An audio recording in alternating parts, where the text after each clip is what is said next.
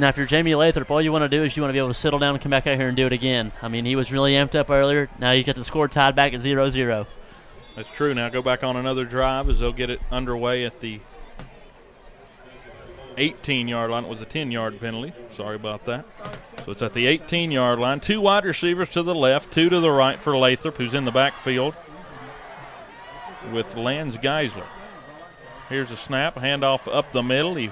Actually, that's Howard, that is, who weaves through the line and gets 3 or 4 on the carry, gets up past the 20 to the 22-yard line. And great job and great vision by Michael Howard there to turn nothing into something there. 4 yards looked a lot better than what it was going to be. 2nd down and 6 as they're getting their play call in from Garrett Ambergy.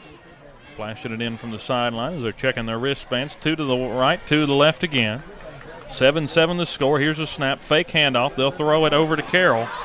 And he breaks a tackle, and he doesn't break that one. As that's a huge hit. Ryan Gibson came up and laid the wood down on him. He got maybe a yard, 2.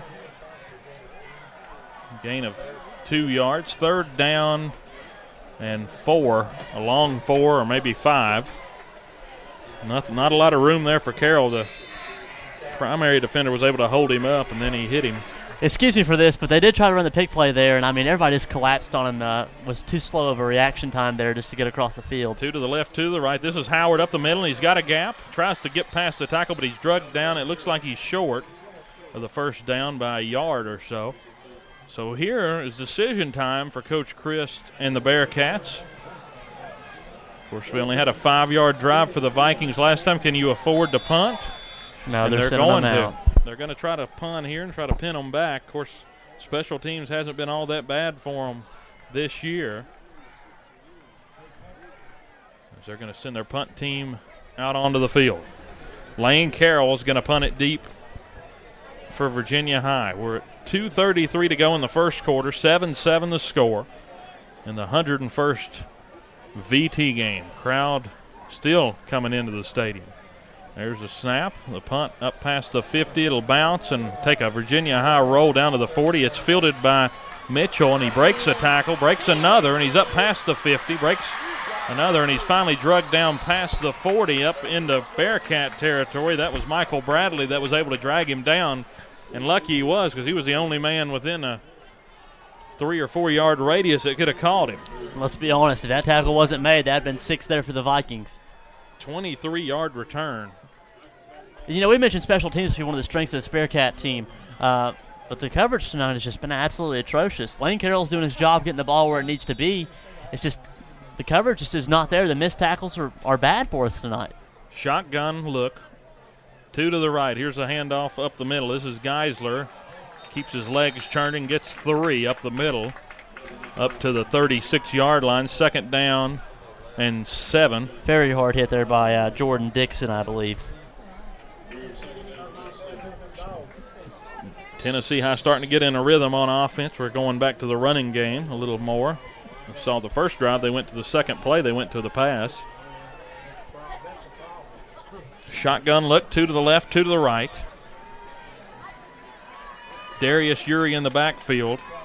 There's a snap. They're going to look to pass. Quick hook on a curl route, and they're trying to drag him down. Finally get him on the ground is Colton Ratcliffe as he drug him up past the sticks for a first down to the 28-yard line. 1st and 10 Vikings. The pursuit just wasn't there. Colton held him up for a good 4 or 5 seconds before anybody was there to make any sort of help with him there on the outside. Yeah, just a big old boy, too, there making the catch. 1st down as the Vikings offensively are in a groove right now after starting slow. 1:25 to go in the first quarter. 7-7 the score. 2 to the left, 2 to the right. Shotgun with Urey in the backfield. They'll hand it off to Urey, and he's met right there. Maybe got a yard. No, it doesn't look like he did anything at all. Right there. That was a great defensive stop. That was Barlow. Able to come in there and lay the wood down. And, you know, he was all over John Battle last week over those middle plays. He was just able to stuff it like it never even got off the ball. We see Dante Harris there in the middle at nose guard for Virginia High. 2nd down and 10 on the 27 as we just hit under a minute now, down to 43 seconds and counting in the first quarter. They're going to run a man out wide. That's Kendrick Perry. And now timeout called by Virginia High. Looked like they had some confusion there getting Tennessee the play High. call. Oh, yeah, Tennessee High. Looked like they had some confusion there getting the play call in, so they're down to 2 timeouts. 2nd down and 9, and we'll have a timeout break here. And Mark, we're finally getting a chance to finally talk to you. We've been back and forth down the field. It seems like both teams 7-7 the score. We've got 2nd down and 10 from the 27 with Tennessee High threatening. What do you think so far from the game?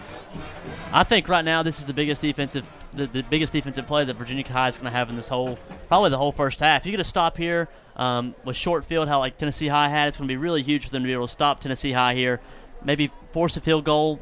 Missed field goals big, especially that's very probable here in high school football. Get the ball back and get a chance to do something before the half. Like I said, repeat on the get your chance for 2 for 1. Yeah, of course, Virginia High does get the ball coming out after halftime, but you don't want to have to rely on that altogether. You got to keep it close still then. It's 39 seconds to go as we're almost back to action. Shotgun look, 2 to the left, 1 to the left, 2 to the right as Carter's back in the shotgun. Here's the snap. He rolls out to the right, buying time, looking downfield. Some pressure, a hit as they get it out close to the sticks. They're able to push him down, looks like right at the first down marker. That was Reese Profit on the catch. He got close to 8 or 9, and it goes 3rd down and a long 1. Very, very big play here for Virginia High on the defensive side of the ball. 3rd down and 2 officially. There's a big play coming here, as Mark said. Wouldn't be surprised, though, even if they don't get it, if they don't try again. Defense is packed in there on the line of scrimmage. 3 wide receivers to the right, and they're going to run straight with Carter up the middle. They closed on him, but did they enough? And they didn't. 1st down to the outskirts of the 15. They're now in the red zone. Again, our red zone trips brought to you by State Line Motors on Euclid Avenue. Make sure you visit them. And Tennessee High on a drive. 30 seconds to go as they get the clock back up and rolling. Carter still in the backfield as a quarterback. We've still not seen Overbay tonight. 2 wide receivers to the left, 1 to the right. Here's the snap. Carter straight run to the left. He's looking for a gap, trying to fight off some blockers, and they finally get him down. He didn't get a whole lot on the play. Maybe got 2 yards. They stretched him out to the left side. We're able to hold him up as it looks like that's going to be the final play of the first quarter of football. 7-7 the score from Virginia High in the 101st edition of this football game between Tennessee High and Virginia High. We'll take a quick commercial break. We'll be right back here on Bearcat Radio. Listen to Virginia High School football on your computer or mobile device at Spreaker.com/Bearcat Radio. Hi, I'm Dustin Lynch. You don't have to listen to country music to know that life can be full of drama. Some of it you just can't control, like your girlfriend running out on you with your best friend. But there's some drama that you can skip. Skip the drama that comes with not having your high school diploma or equivalency. Find free adult education classes near you and finish your diploma. Visit finishyourdiploma.org. That's finishyourdiploma.org. You just need to take that first step and find free classes near you and start moving towards a brighter future and even your college degree. Brought to you by the Dollar General Literacy Foundation and the Ed Council. Welcome back as we get set for the second quarter of action from Virginia High. Let's look at some of the first quarter stats. Jamie Lathrop, 3 rushes for 38 yards. Aaron Rose, 4 rushes, 12 yards, and a touchdown. Michael Howard has 3 rushes for 7 yards. And Adkins with 1 rush for no yards. Lathrop went 2 for 4 for 20 yards passing in that first quarter of action. So I'd like to thank our statistician, Travis DeBus, dialing up some math, and Nathan Graybill for doing our spot jobs for us. And they're helping out tonight, and we thank them for giving us a boost during the broadcast. Helps me out a lot. Shotgun look as they're inside the 20. Trying to break loose. Fumble he on the fumbles the ground. ball, and he recovers. That was dangerous. C.J. Hess took it on a jet sweep. Looks like they didn't get anything on the play, and again, another fumble. That's 2 this ball game, but both have been recovered by the Vikings. Got 2 on it. As that was C.J. Hess. A big I believe the fumble went farther than he did there, big Dylan. breath of relief from that Virginia High sideline as they're inside the 20. It's 3rd down and 8 from the 12-yard line. Big play coming. Carter in the shotgun, 2 to the left. He rolls out to the left. He's looking. He's under pressure, trying to cut back the other way to the right. He stiff arms a man. Now he's hit and brought down close to the 10, not close enough to the sticks. He only gained about 2 or 3 at the most. And it's 4th down and a long 5 to 6 yards as they're going to trot out the field goal unit to try to take a 3-point lead. You know, I wouldn't really worry about the block here. I'd worry more about the fake. That's what I prevent against. I agree. As they're going to send out Aiden Moore to try to boot it through. He has not been 100%. He's 6 for 9 in field goal attempts on the year as they line it up. 32-yard attempt. Here's the hold, and it is up over, just over the right upright and through, and it's good. 10-7. Tennessee High takes the lead, but all in all, you've got to chalk that up as a win for this Virginia High defense. You had a Tennessee High offense that has been rolling, and right there to be able to hold them up. Yeah, and I mean the penalty there was the biggest thing for us to help us out on that drive, or the fumble. I mean, but still to be able to come up like that and be able to make that play just to keep it to 10-7. I trust our special teams enough that if we get in that position, we can tie this game up in a hurry. So a good drive there for Tennessee High. They get 3 points out of it. They lead 10-7, 10:30 to go until the second half comes to a close. Again, make sure you stay tuned for the halftime report here on Bearcat Radio. We have a fun time getting around the league. We'll talk a little bit about college football and get you ready to go really for that third quarter. Again, this is a huge game here in Bristol, Virginia tonight between the Bearcats and the Vikings. Aiden Moore, who just made the field goal to give the Vikings a lead, teeing the ball up at the 40-yard line to get us back underway. 3 men back deep for Virginia High. This one is booted off to the right side of the field. It's dropped there, and Rose is able to pick it up. He weaves out past the 20, up close to the 25 to the 24-yard line. That was actually Adkins, that is, on the return.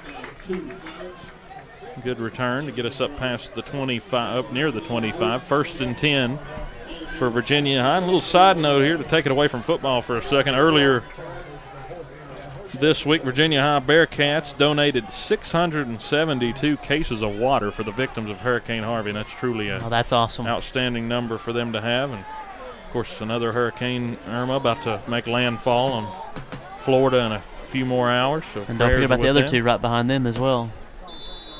It's been crazy weather the last few weeks, that's for sure. So prayers are with everybody dealing with that as the Vikings set up with 3 down linemen on the defensive side.